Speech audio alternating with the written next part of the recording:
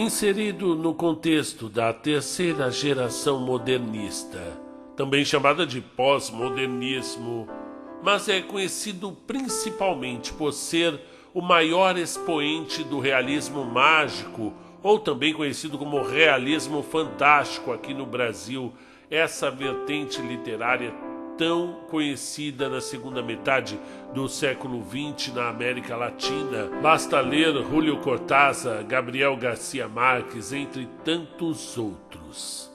Mas o Murilo Rubião, ele fragmenta mais.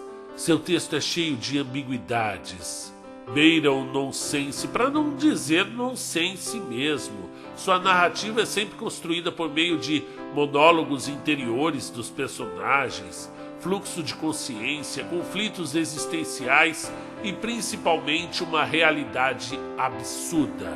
E hoje o narrador escolheu um conto chamado Ofélia, Meu Cachimbo e o Mar, desse mineiro de Carmo de Minas, nascido no dia 1º de junho de 1916, chamado Murilo Rubião. Fique agora com a história. Este mar amplo, largo de braços, nele sulcam as naus, o dragão que formaste para zombar no mar. Salmos, capítulo 103, versículos 25 e 26. Capítulo 1. Eu gosto de conversar com Ofélia na varanda após o jantar. Cachimbo entre os dentes e o oceano, enegrecido pela noite, estendendo-se à nossa frente. Conto-lhe episódios da crônica da minha família ou do mar, esquecendo-me frequentemente de que ela só se interessa por histórias de caçadas. Quando me lembro disso, lamento a condição de Ofélia, descendente de nobre estirpe de caçadores. Mas o que eu posso fazer, além de lastimar? Eu não sinto a menor atração por esse esporte. E entre os meus antepassados eu não sei de algum que tenha levantado a arma para exterminar animais que não fossem do gênero humano. Se noto que a conversa vai morrendo por culpa de Ofélia, que cerrou os olhos para melhor sonhar com selvas e tiros, calo-me por instantes e me proponho a ouvir vozes soturnas que vêm do mar. Ouço as sirenes que cortam a noite como gemidos de homens que se perderam em águas distantes. Ai, eu ouço. Talvez seja a mera impressão minha. Os sons emitidos pelas naves, procurando ou se afastando do porto, podem simbolizar para outros coisa bem diferente. A Pedro, um velho marinheiro sardento, eles lembram apenas as tabernas inglesas. Eu não sei de onde tirou tão estranha ligação, pois nunca tomo o trabalho de explicá-la. Contenta-se, quando instado a esclarecer o motivo, em levar os olhos em direção ao oceano, como se quisesse enxergar algo encoberto pelas imensas moles d'água.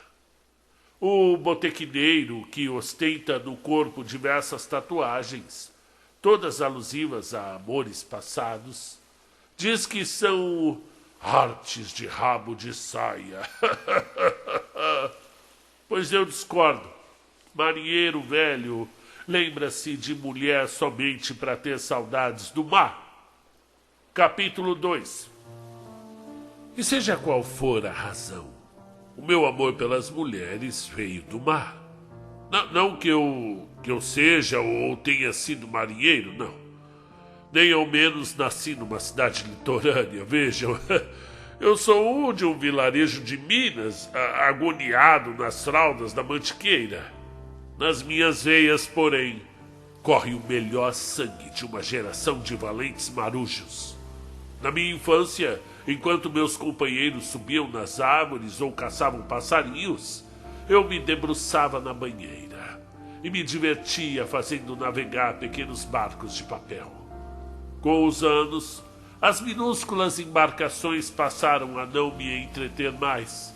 Nem me contentava em imaginar de longe a beleza dos veleiros singrando verdes águas. Esperei que meu pai fizesse sua última viagem, que aliás por pouco não foi marítima. Morreu engasgado com uma espinha de peixe. Uma espinha de peixe. Para ir morar no litoral. Capítulo 3. A desilusão me aguardava neste porto. Logo ao desembarcar, fraturei um dos pés e fiquei inutilizado para os trabalhos marítimos. Após um período de tenso desespero, consolei-me da frustração. Distraía-me passeando pelas praias, sempre apoiado em muletas.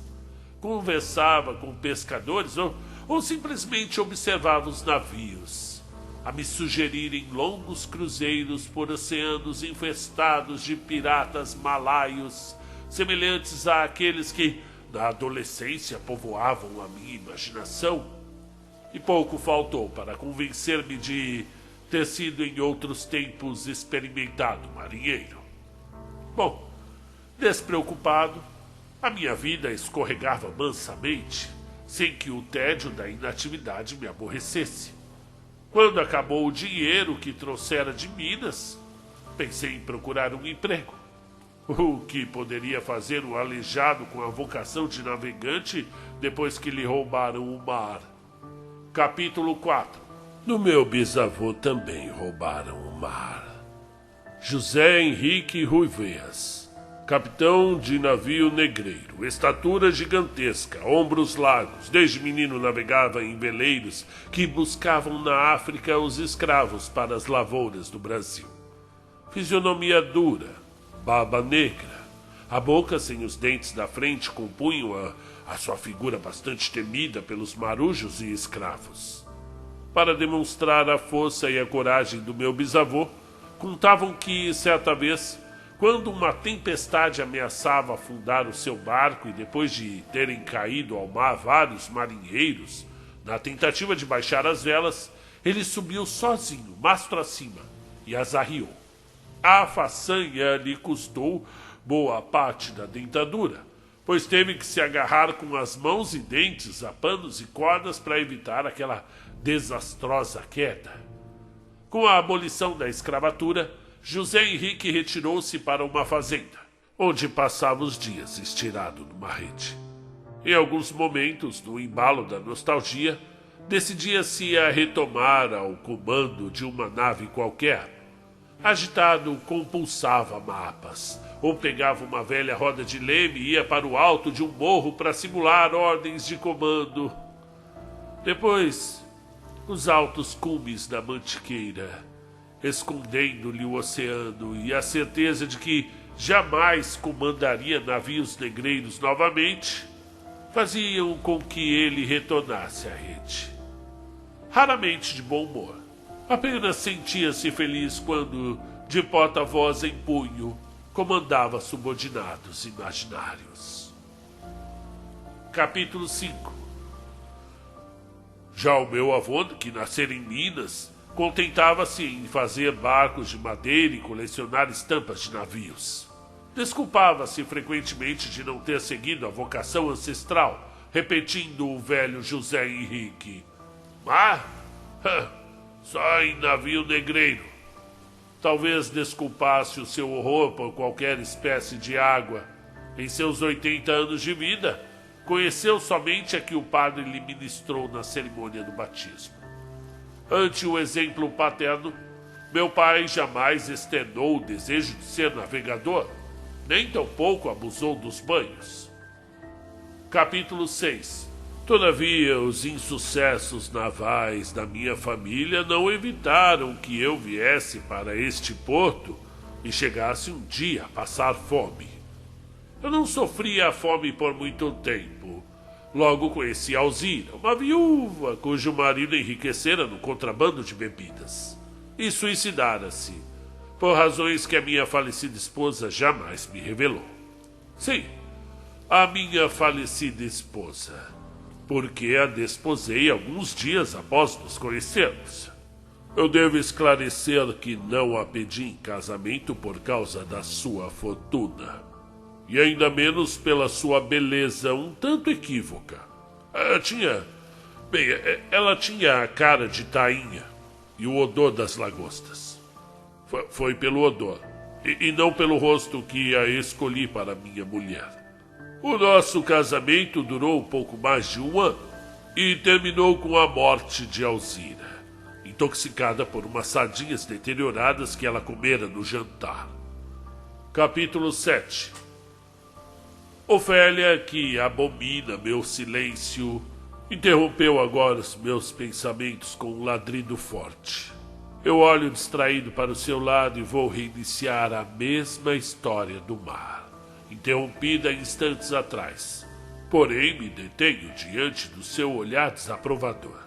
Sei que ela espera por uma das minhas habituais fantasias e me revolto com a sua incompreensão.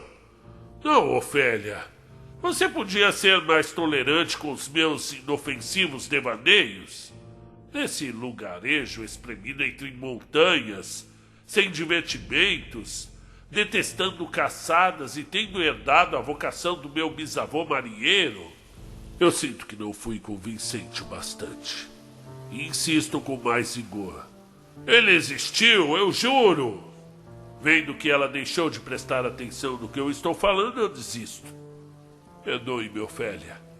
Eu não sei por que insisto em proceder dessa maneira, mas eu gostaria tanto, se aquele meu bisavô marinheiro, eu gostaria tanto que ele tivesse existido.